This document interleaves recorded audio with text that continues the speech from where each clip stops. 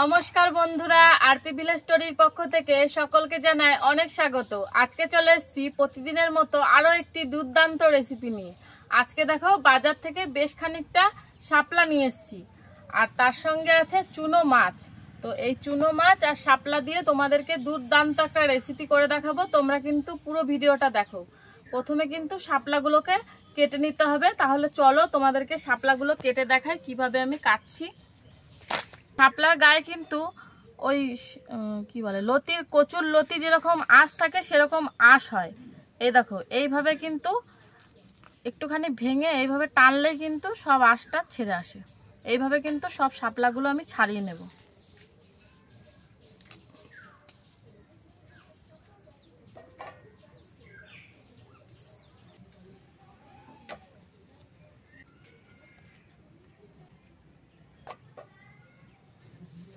এই দেখো, সব শাপলাগুলো কিন্তু আমি খুব ভালোভাবে বেছে নিয়েছি। এবার আমি ছোট ছোট পিস করে কেটে নেব।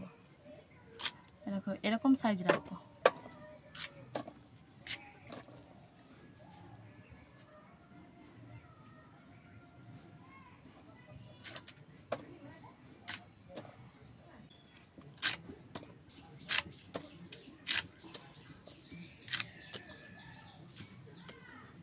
সবকিছু রেডি করে নিয়েছি, এবার রান্নাটা শুরু করব। প্রথমে শুকনো খোলায় খানিকটা জিরে আমি ভেজে নেব।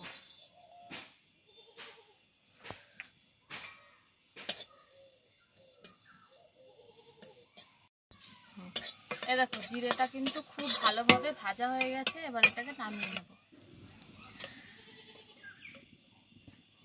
তেলটা দেখো একদম ধোঁয়া ওঠা অবধি গরম করে নিয়েছি। এবার দিয়ে দিচ্ছি পরিষ্কার করে রাখা মাছ।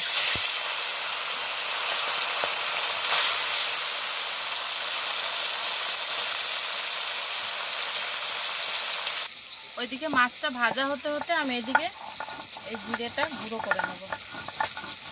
দেখো, এমনি গুঁড়ো হয়ে যাচ্ছে, একদম মিহি বাটা হয়ে যাচ্ছে, জল দিয়ে বাটার দরকার নেই।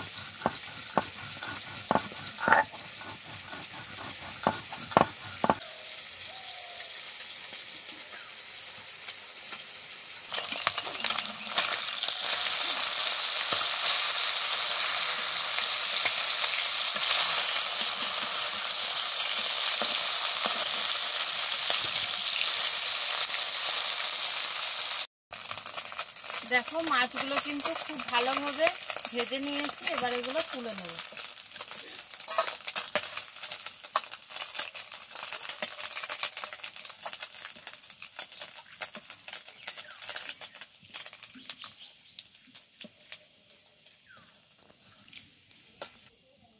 এবার ওই মাছ ভাজা তেলের ওপরে দিয়ে দিচ্ছি ফোড়ন। ফোড়নে দিচ্ছি কালো জিরে আর শুকনো লঙ্কা।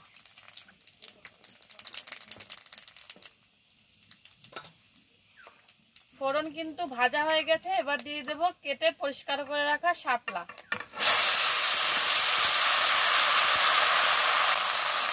দিয়ে দিচ্ছি কয়েকটা চিড়ে রাখা কাঁচা লঙ্কা। দিচ্ছি পরিমাণ মতো নুন।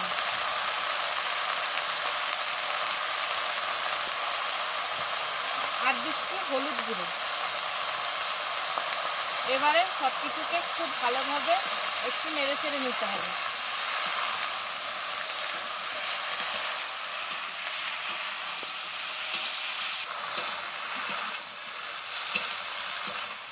আর শাপলা থেকে দেখো প্রচুর জল বেরোয়।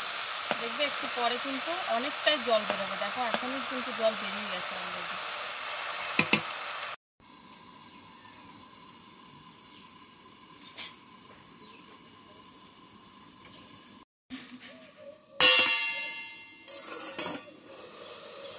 একটু ঢেকে সেদ্ধ করে নিলাম। দেখো, শাপলাটা কতটা কমে গেছে সেদ্ধ করার পর। আর দেখো, জলটা কিন্তু অনেকটাই টেনে গেছে। দেখি কেমন সেদ্ধ হয়েছে। এখনো হয়নি পুরোপুরি, আরও একটু হবে সেদ্ধ।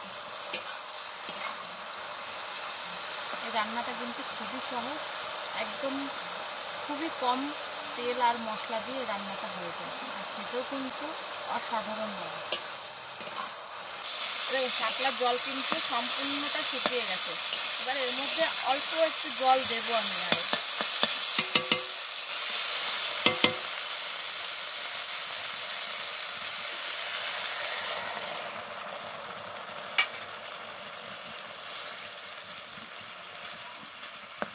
এবারে যে জিরেটা ভেজে গুঁড়ো করে রেখেছিলাম সেটা দিয়ে দেবো,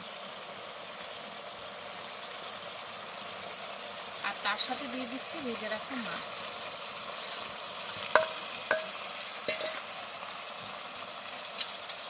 এবারে এটাকে খুব ভালোভাবে নেড়ে চেড়ে নেব, একটু আস্তে আস্তে নাড়তে হবে, না হলে মাছগুলো কিন্তু খুব ভেঙে যাবে। তোমরা চাইলে এর মধ্যে কিন্তু এই শেষে সব শেষে একটুখানি সর্ষে বাটাও দিতে পারো, আমি এখানে সর্ষে বাটা দেবো না, তোমরা চাইলে দিতে পারো। এই দেখো এদিকে তোমার শাপলা দিয়ে মাছের চচ্চড়ি কিন্তু রেডি হয়ে গেছে, এবার আমি এটাকে ঢেলে নেব।